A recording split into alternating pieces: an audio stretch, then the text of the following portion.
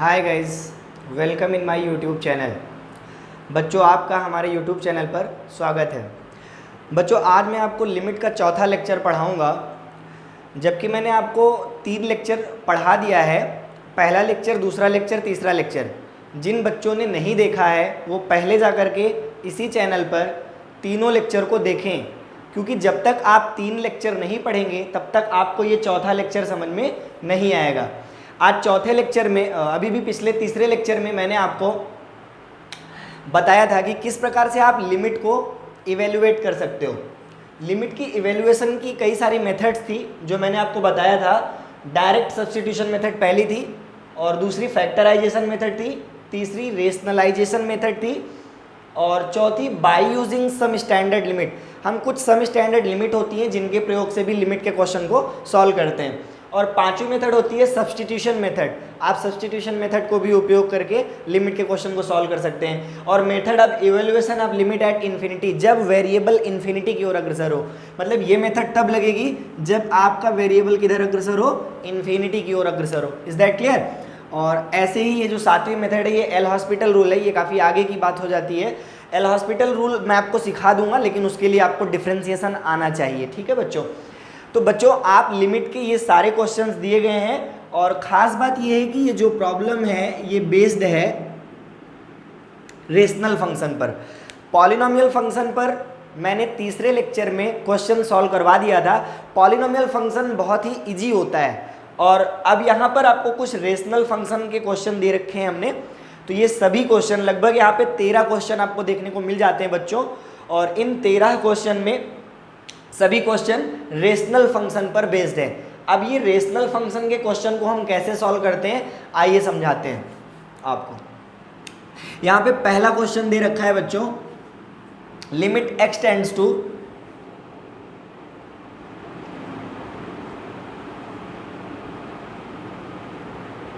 Limit x tends to 3, limit x tends to 3 x cube minus 27 upon x minus 3। बच्चों, ये question है। अब हमसे क्वेश्चन क्या पूछा जा रहा है कि जब x 3 की ओर अग्रसर होगा, जब x 3 की ओर अग्रसर होगा तो ये फंक्शन किस वैल्यू की ओर अग्रसर होगा। ये फंक्शन जिस वैल्यू की ओर अग्रसर होगा उसे ही हम क्या बोलेंगे, इस फंक्शन की लिमिट बोलेंगे। किस पॉइंट पर? x इक्वल टू 3 पॉइंट पर। इज दैट क्लियर बच्चों?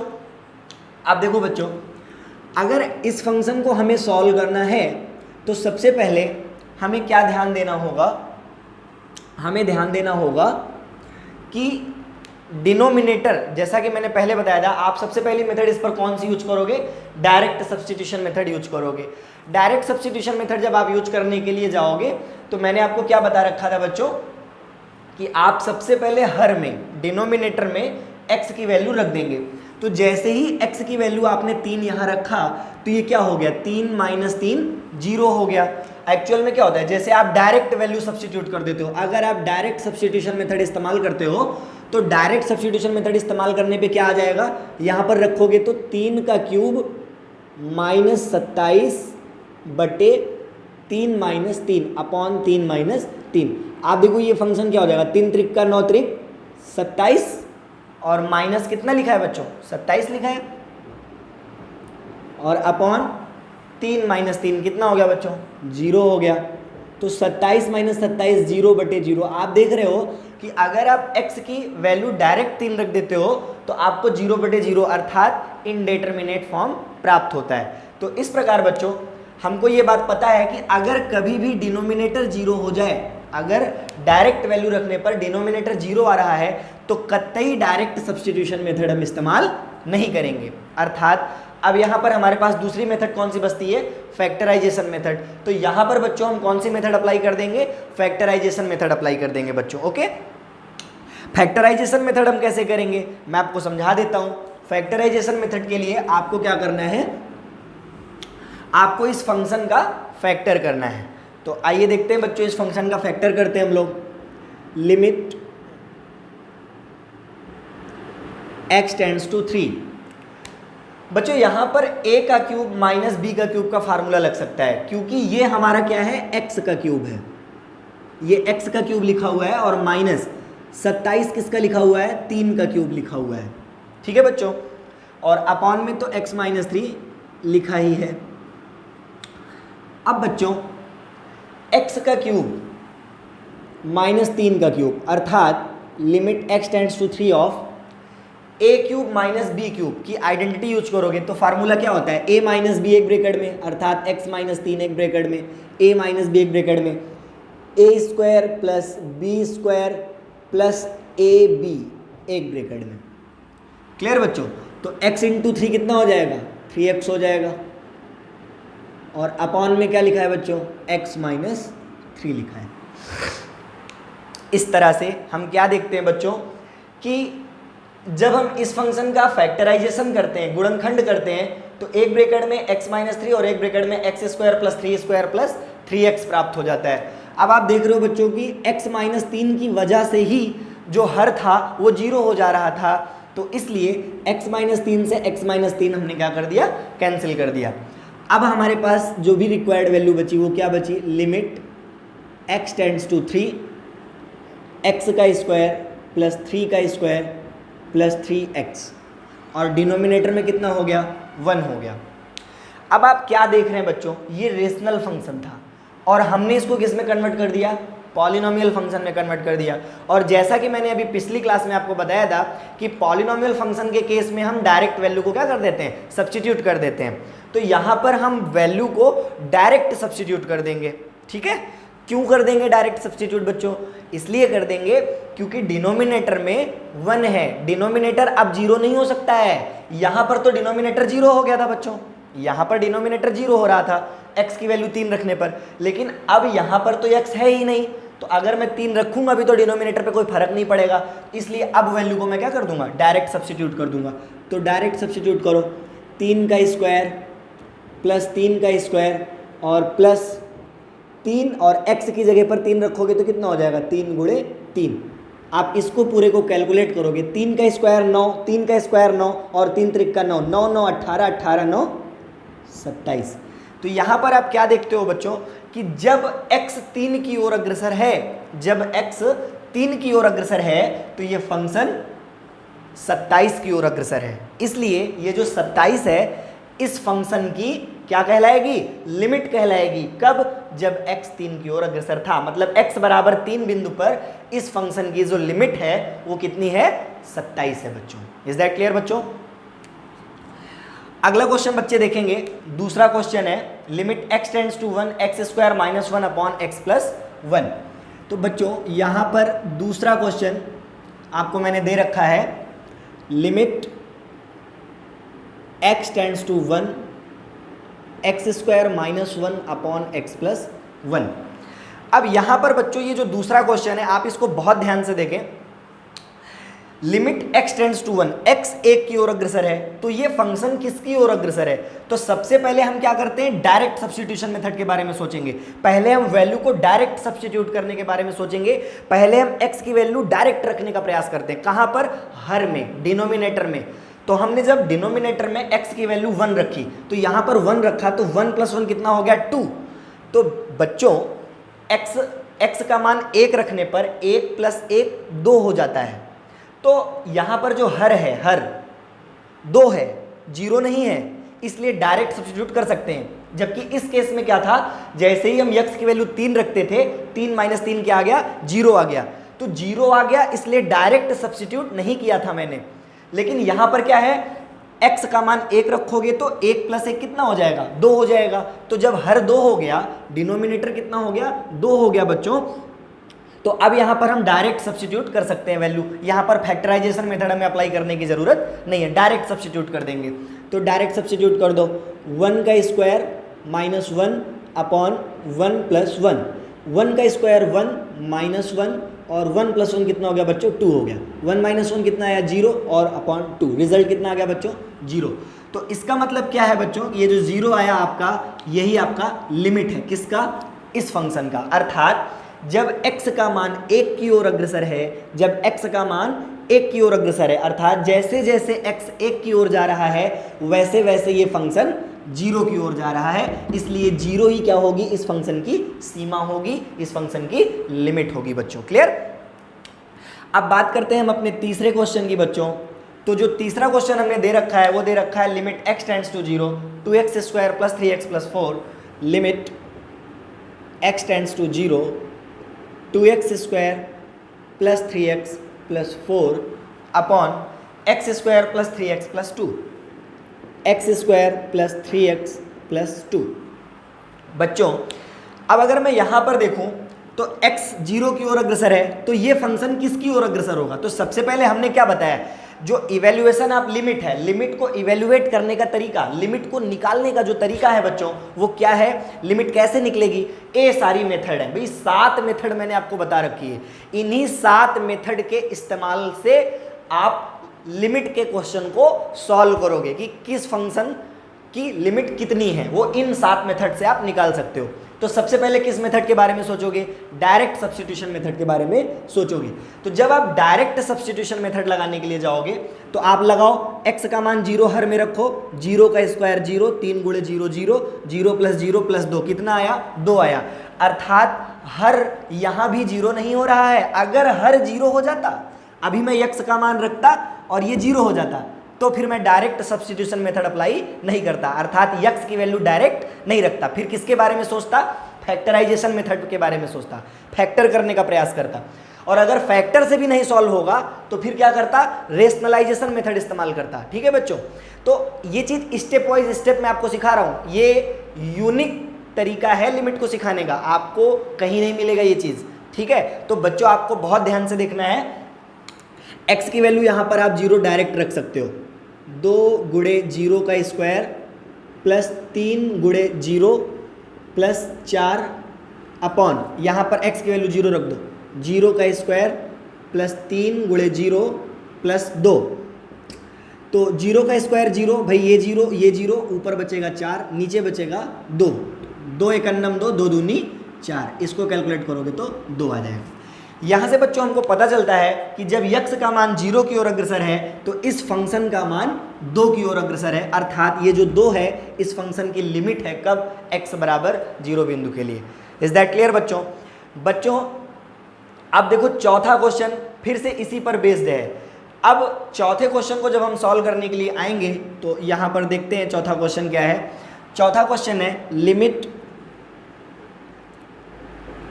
x tends to -5, limit x tends to -5, और क्या है 2x स्क्वायर धन 9x माइनस 5, 2x स्क्वायर धन 9x minus 5 upon x plus 5। बच्चों इस क्वेश्चन को हम फिर से देखेंगे तो सबसे पहले किसके बारे में सोचेंगे, डायरेक्ट सब्स्टिट्यूशन मेथड। सबसे पहली कौन सी मेथड है, डायरेक्ट सब्स्टिट्यूशन मेथड है। तो डायरेक्ट सब्स्टिट्यूशन मेथड जब मैं अप्लाई करता हूं तो x की वैल्यू कितनी है, -5 है बच्चों, तो x की वैल्यू यहाँ पर आप -5 रख दो। जब x की वैल्यू यहाँ पर बच्चों आप -5 रखोगे तो -5 प्लस 5 कितना हो जाएगा, 0 हो जाएगा। तो -5 प्लस 5 जब 0 हो जाएगा तो हमने क्या समझा, हमने ये समझा बच्चों कि अगर हर 0 हो जाएगा तो डायरेक्ट सब्स्टिट्यूशन मेथड इस्तेमाल नहीं करेंगे। कौन सी मेथड इस्तेमाल करेंगे, फैक्टराइजेशन मेथड इस्तेमाल करेंगे, गुणनखंड विधि इस्तेमाल करेंगे।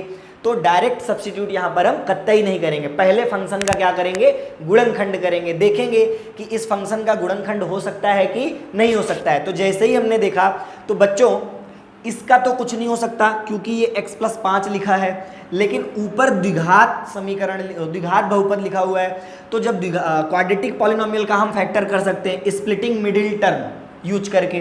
तो देखो बच्चों 2 पंचे 10, 2 पंचे 10 और 10 एकन्नम 10।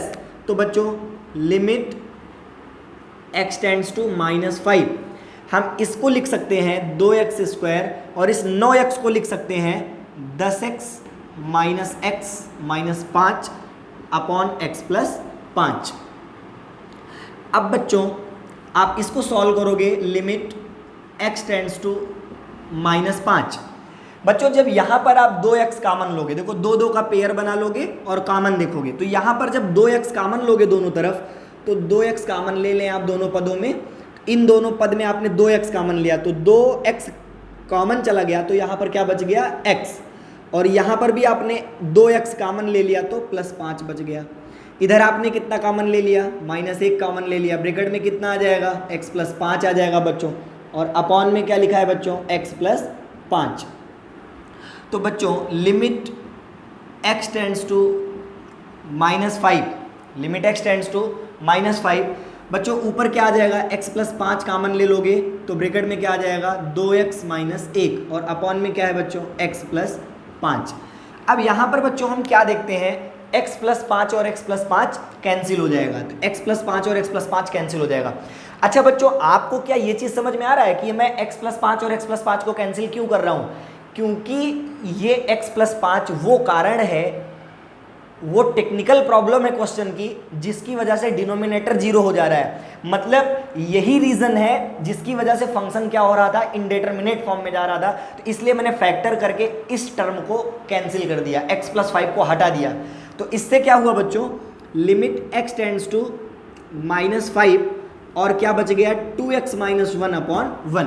अब आप क्या देखते हैं बच्चों कि डिनोमिनेटर में तो 1 हो गया, और हर स्थिति में x के किसी भी मान के लिए डिनोमिनेटर तो 1 ही रहेगा ना बच्चों, तो फिर अब यहाँ पर हम डायरेक्ट सब्स्टिट्यूशन कर सकते हैं। देखिए बच्चों आपको मैंने बताया था कि आप कब डायरेक्ट सब्स्टिट्यूशन मेथड इस्तेमाल करोगे और कब फैक्टराइजेशन मेथड इस्तेमाल करोगे, ये मैं आपको भली भांति आज के टॉपिक में समझाऊंगा। आप देखिए x की वैल्यू -5 रख दीजिए, 2 यहाँ पर आप -5 रखेंगे, -1, 2 पंचे 10, -1, रिजल्ट कितना आ गया बच्चों -11। तो इस तरह से बच्चों आप क्या देखते हैं कि जब x -5 की ओर अग्रसर है, x जैसे जैसे -5 की ओर जा रहा है वैसे वैसे ये फंक्शन -11 की ओर जा रहा है। इसलिए बच्चों -11 इस फंक्शन की क्या हो जाएगी, लिमिट हो जाएगी बच्चों। क्लियर। अब हम बात करते हैं बच्चों अपने अगले क्वेश्चन, 6वें क्वेश्चन में। तो पहले बच्चों आप इसको नोट कर लो।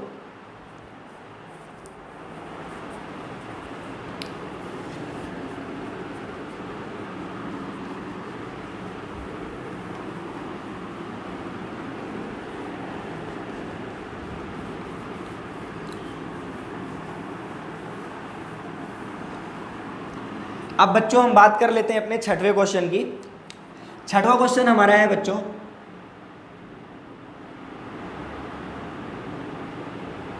लिमिट x टेंड्स टू, 6वां क्वेश्चन है, limit x tends to 3 x की पावर 4 - 81 अपॉन x की पावर x² - 9। ठीक है बच्चों। अब x² - 9, बच्चों यहां पर आप क्या देखते हैं कि x की वैल्यू जैसे ही 3 रखते हैं तो 3 का स्क्वायर 9, 9 - 9 कितना हो जाएगा बच्चों 0 हो जाएगा। तो 3 का स्क्वायर -9, 9 - 9 0, तो डिनोमिनेटर क्या हो गया बच्चों 0 हो गया। अब अगर डिनोमिनेटर 0 हो गया बच्चों तो फिर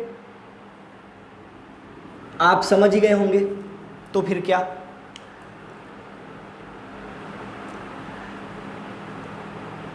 आप डायरेक्ट सब्स्टिट्यूशन मेथड इस्तेमाल नहीं कर सकते हैं, अर्थात आप यहां पर कौन से मेथड इस्तेमाल करने वाले हैं, फैक्टराइजेशन मेथड इस्तेमाल करने वाले हैं।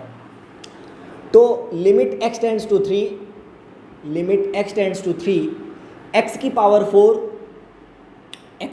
4 को हम लिख सकते हैं x² का स्क्वायर, और 81 को लिख सकते हैं 9 का स्क्वायर अपॉन x² - 9। बच्चों इसको लिख सकते हैं limit x tends to 3, a का स्क्वायर माइनस b का स्क्वायर, a माइनस b एक ब्रैकेट में, a प्लस b एक ब्रैकेट में, और अपॉन x² - 9। बच्चों x 3 की ओर अग्रसर है। अब देखो बच्चों x² - 9 x² - 9 कैंसिल हो जाएगा, limit x tends to 3 x² + 9। बच्चों अब वैल्यू को हम डायरेक्ट सब्स्टिट्यूट कर देंगे क्योंकि डिनोमिनेटर 0 नहीं हो सकता है, इसलिए डायरेक्ट सब्स्टिट्यूट कर सकते हैं। 3 का स्क्वायर + 9, 3 का स्क्वायर 9, 9 9 18। तो इस तरह हमने क्या सीखा बच्चों कि जब x 3 की ओर अग्रसर होगा तो ये फंक्शन 18 की ओर अग्रसर होगा, इसलिए 18 ही इस फंक्शन की क्या हो जाएगी, लिमिट हो जाएगी बच्चों। बच्चों अब हम अपने 7वें क्वेश्चन की ओर आगे बढ़ेंगे। सातवां क्वेश्चन है limit x tends to 5, limit x tends to 5 x square minus 9x plus 20, x square minus 9x plus 20 upon x square minus 6x plus 5, x square minus 6x plus 5। अब यहाँ पर बच्चों देखो x की value अगर हम 5 रख दें, 5 का स्क्वायर 25, 25 5 30 और 6 पंचे 30, 30 माइनस 30 कितना हो जाएगा बच्चों? 0 हो जाएगा। तो अगर हर 0 हो जाएगा, अगर हर 0 हो जाएगा बच्चों, तो हम डायरेक्ट सब्स्टिट्यूशन मेथड इस्तेमाल नहीं कर पाएंगे। अर्थात अब हमें फिर से कौन सी मेथड इस्तेमाल करनी पड़ेगी? फैक्टराइजेशन मेथड इस्तेमाल करनी पड़ेगी। तो बच्चों हम फैक्टराइजेशन मेथड इस्तेमाल करेंगे।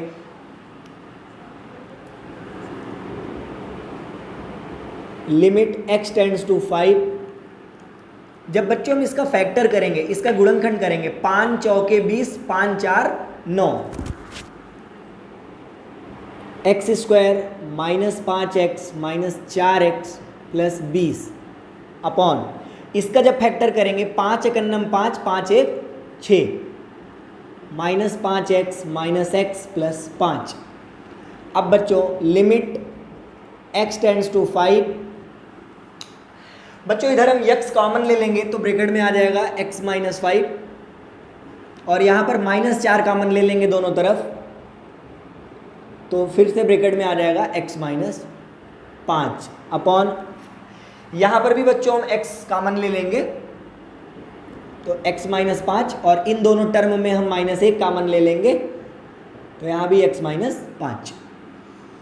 अब बच्चों आप देख सकते हैं limit x tends to 5, x minus 5 अगर हम दोनों पक्ष में कॉमन ले लें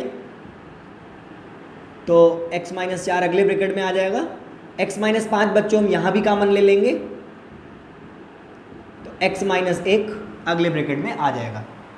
बच्चों x माइनस 5 और x माइनस 5 कट जाएगा और क्या बचेगा बच्चों? Limit x tends to 5 x minus 4 upon x minus 1।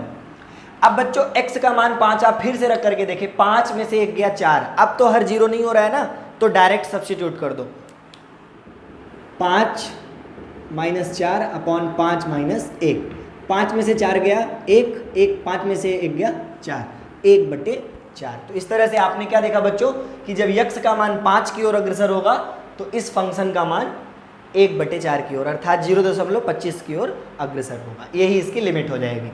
बच्चों 8वां क्वेश्चन देखिए, 8वां क्वेश्चन है बच्चों limit x tends to 0, x tends to 0 root 1 plus x minus 1 upon x।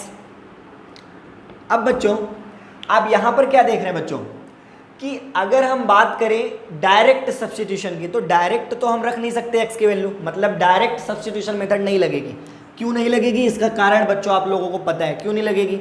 इसलिए नहीं लगेगी क्योंकि x की वैल्यू 0 रखते ही जो हर है, जो डिनोमिनेटर है, वो क्या हो जाएगा? 0 हो जाएगा। और अगर डिनोमिनेटर 0 हो जाएगा तब तो फिर फंक्शन ही इनडिटरमिनेट फॉर्म में चला जाएगा।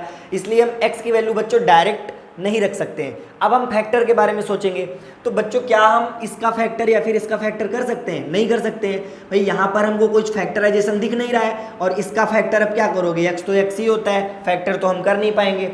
तो जब हमारी डायरेक्ट सब्स्टिट्यूशन मेथड भी अप्लाई नहीं होगी, फैक्टराइजेशन मेथड भी अप्लाई नहीं होगी, तो डेफिनेटली कौन सी मेथड अप्लाई होनी चाहिए?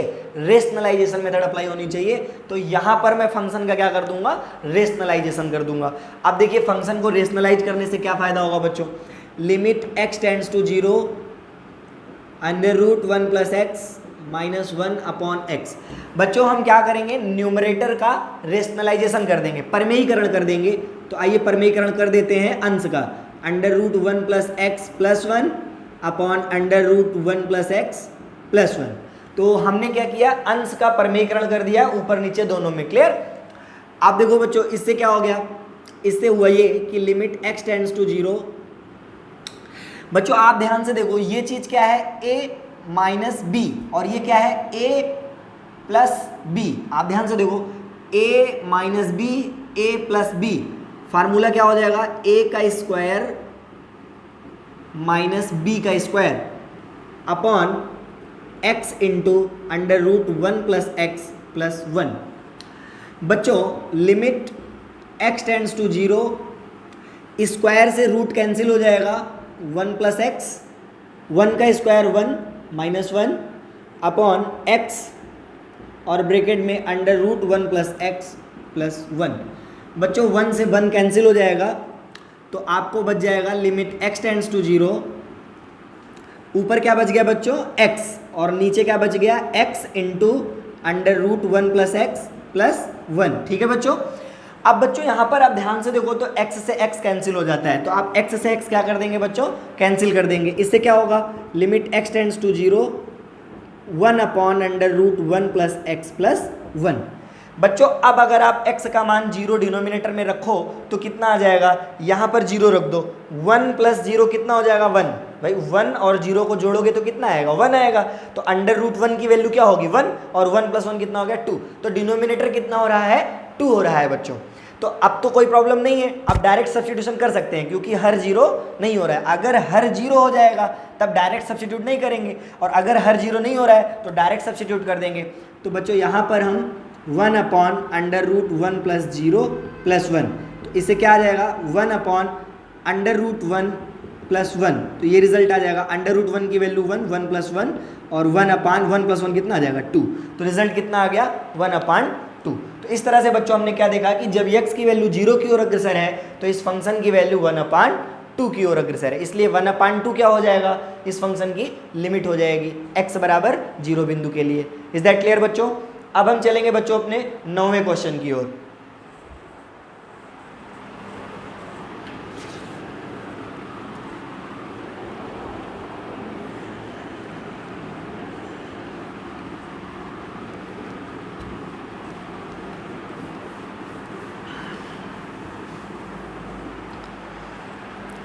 बच्चों यहाँ पर जो 9वां क्वेश्चन है और 10वां क्वेश्चन है वो बिल्कुल रेशनलाइजेशन मेथड पर है। किस पर है, रेशनलाइजेशन मेथड पर है। तो यहाँ पर 9वां क्वेश्चन और 10वां क्वेश्चन मैं आपको होमवर्क दे रहा हूँ, आप इस 9वें क्वेश्चन और 10वें क्वेश्चन को ट्राई करिएगा, ये आपका होमवर्क है, आप इसको जो है घर पे ट्राई कर सकते हैं, और ट्राई करके कमेंट सेक्शन में आप हमें इसका आंसर जरूर दें। ठीक है बच्चों। अब देखिए बच्चों यहाँ पर 11वां क्वेश्चन है, 11वां क्वेश्चन है limit x tends to a, limit x tends to a, x की पावर 9 माइनस a की पावर 9, x की पावर 9 माइनस a की power 9 upon x minus a is equal to 9 दिया गया है बच्चों, और हमसे कहा जा रहा है find value of a, find value of a। अब बच्चों जब इस तरह का क्वेश्चन हमारे पास आता है तो इसको हम कैसे सॉल्व करते हैं, limit x tends to a, x की पावर 9 माइनस a की power 9 upon x minus a is equal to 9। बच्चों मैंने आपको, अब देखो यहाँ पर तो आप डायरेक्ट सब्स्टिट्यूशन मेथड भी नहीं लगा सकते। क्यों नहीं लगा सकते बच्चों, क्योंकि अगर आप x की वैल्यू यहाँ पर a रख दो तो a माइनस a कितना हो जाएगा 0 हो जाएगा बच्चों। अगर x की वैल्यू यहाँ पर आप बच्चों a रख दो तो a माइनस a कितना हो जाएगा 0 हो जाएगा। तो आप यहाँ पर डायरेक्ट सब्स्टिट्यूशन मेथड नहीं लगाओगे। अब फैक्टराइजेशन मेथड की बात आई तो हम x की पावर 9 माइनस a की पावर 9 का फैक्टर तो देख रहे हैं, कर सकते हैं, कोई समस्या की बात नहीं है, लेकिन लेंदी होगा, तो इसलिए हम फैक्टराइजेशन मेथड भी नहीं लगा रहे हैं। तीसरी मेथड यहाँ पर रेशनलाइजेशन मेथड है, तो रेशनलाइजेशन मेथड उससे भी आपको कोई मज़ा नहीं मिलने वाला। लेकिन मैंने एक आपको बताई है by using some standard limit, और वो मैंने एक आपको फार्मूला बताया था, लिमिट जब x a की ओर अग्रसर हो तो x की पावर n माइनस a की power n upon x minus a की जो वैल्यू होती है वो n a की पावर n माइनस 1 के बराबर होती है। बताया था कि नहीं बताया था बच्चों, बताओ। बताया था। क्या बताया था कि जब x a की ओर अग्रसर हो तो अगर फंक्शन x की पावर n माइनस a की power n upon x minus a की फॉर्म में लिखा हुआ है तो n a की पावर n माइनस 1 इसका रिजल्ट हो जाता है। तो इस रिजल्ट को हम यहाँ पर इस्तेमाल करेंगे। तो आप देखिए limit x tends to a,